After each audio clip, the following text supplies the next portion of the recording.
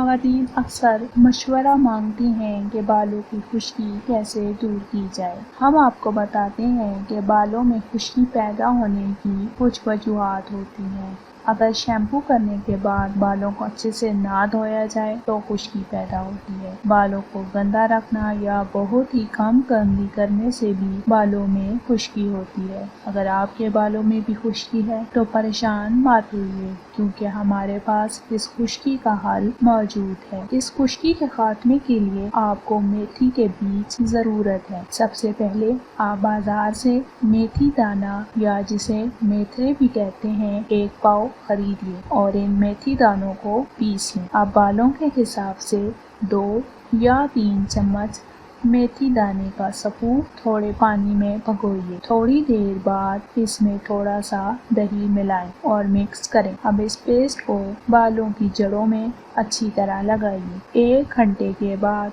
Sir धो लें। सबसे पहले शैम्पू अपने बालों में लगाएं और सादे पानी से धोएं। इसके बाद 1/4 नींबू का रस निकालकर थोड़े से पानी में मिलाकर सर में लगाइए। इस टोटके के इस्तेमाल से चंद दिनों में ही आपके बालों की खुश्की दूर हो जाएगी।